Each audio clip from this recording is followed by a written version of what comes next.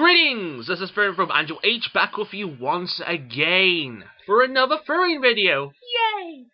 This is a follow-up to the TheriKiNexus topic video. Unfortunately, I didn't really get as many questions as I'd like, but then I forget that I'm not TJ, and you know what? I'm glad that I'm not, or someone as big as him, or like him, because then that would mean I would have to go through millions of pages of bullshit to find one actual question or answer or suggestion. So yeah. Thankfully, 90% of what I got was topic-worthy, or at least a rant-worthy. And no, Bex, I will not do a topic on you. So, I'll not do a video on you. So, I've got a list of 1, 2, 3, 4, 5, 6. Both on my main channel and the TheriKiNexus. And I'm going to go through them. So, here we go. First one. How about some personal stories? Okay, well, I think I've talked about this before in the Crazy Stage video I did when the TheriKiNexus was just starting up. And not restarting, but just starting, so I probably won't agree with everything to say in that video, but go and check it out anyway. Basically, I awoke in late 2007. I believe I was in the third year of college. Now, for the Americans listening, this is high school to you, I believe, not university. I haven't been to university. I don't know whether I want to or not. Fucking Asperger's syndrome. But anyway, college. It was essentially like school. Everyone formed the little cliques. As soon as somebody left the room, there was a bunch of whispers, and yeah, it wasn't exactly the greatest atmosphere around. And I know that because I wasn't exactly weird, because I wasn't exactly normal, I never have been, even before the kindness awoke in me, yeah, I probably got a few whispers about me as well. I believe at one point a friend told me that they basically called me a angry virgin, which, yeah, I was angry. Virgin, unfortunately, no. I wish I was, but no. Bad memories. Anyway. But yeah, everyone formed little groups, and I was kind of with... I made kind of two friends. One, was kind of the type of guy on... One of them was the kind of guy on first glances. You wouldn't expect me being friends with him. Don't get me wrong, if you're watching this video, you're a cool guy. It's just a lesson to me that looks can be deceiving. Essentially, he looked like a chav, but oh my god, people are gonna hate me for that. I hope people from college don't watch my videos anymore. And the other one was a pretty cool, but weird enough to make me look normal, girl. Who I kind of developed a thing for. The first major thing in my life, and it didn't turn out well. But anyway, during the third year, this was when I awoke to furry-anthropy, and I went for the crazy stage. Thankfully, I was lucky enough that my crazy stage was shorter than most people's, so I've heard. I crazed stupid things. I claimed stupid things like we were a separate species, we were better than humans, and blah blah blah blah blah blah blah. And it did take me a while to actually get through the anger, because until recently, really, my videos have always had an element of anger to them. And occasionally I thought that I hit the calm, but then I do another angry video, and it's kind of like, nah. So I don't know. Maybe it's because I'm not really I'm not really putting myself in stressful situations. In other words, I'm sitting in the house all the time and hating myself, but I'm not an angry person, so yay. But I went for the crazy stage in college, and you know, it wasn't pleasant. It really, really wasn't pleasant. I don't like that. I don't like that time of my life. I don't like that past me. He was a retard. I hate him. He can go and die. No, he can't go and die, because that would mean I would cease to exist, but you know what I mean. Oh god, I wasted 4 minutes on that bullshit.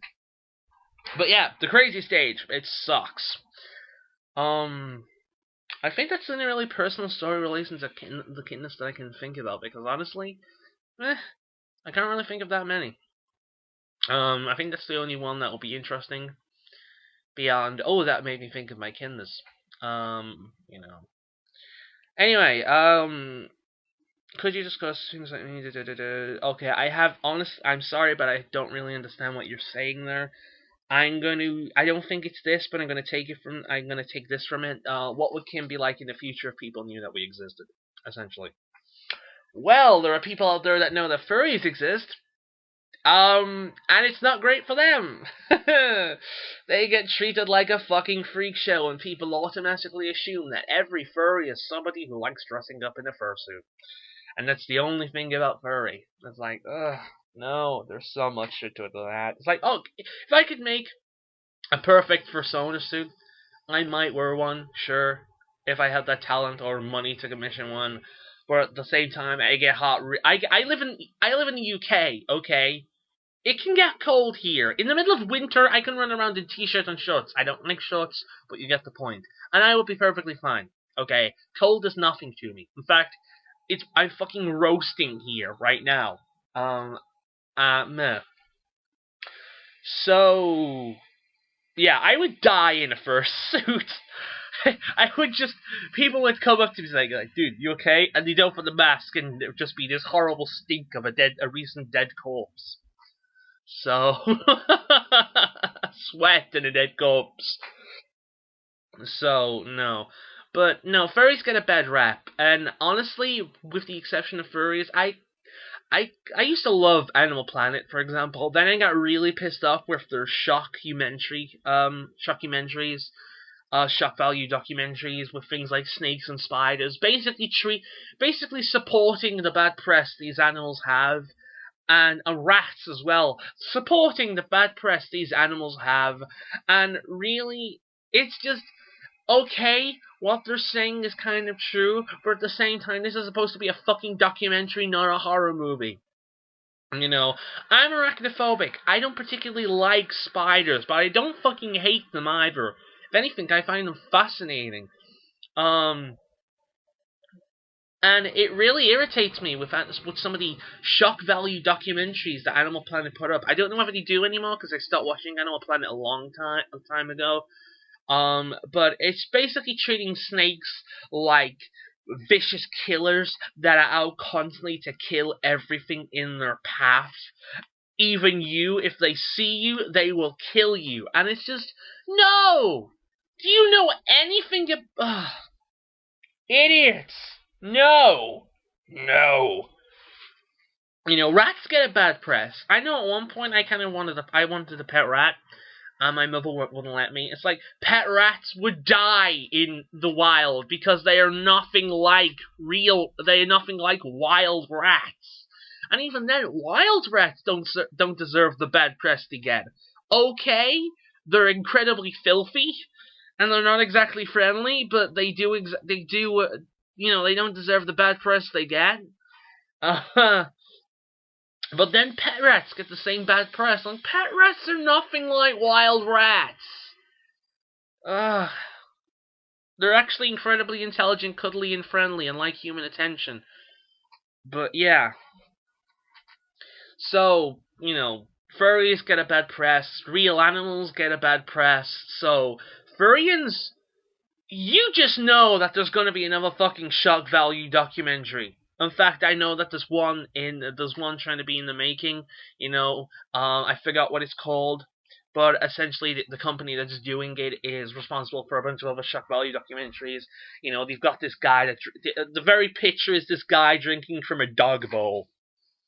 I don't know how many kin out there would actually do that beyond just joking around, Or it's like I make a lot of dog jokes, but I'm not actually a dog kin,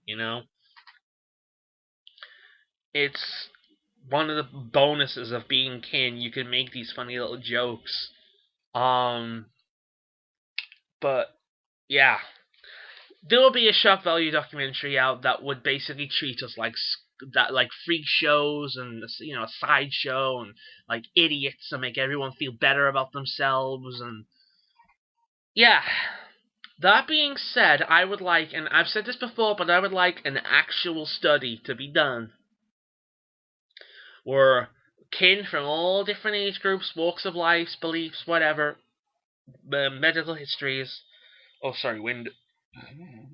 get together and do kind of a psychological study, a medical history study, to see if there is anything that links us.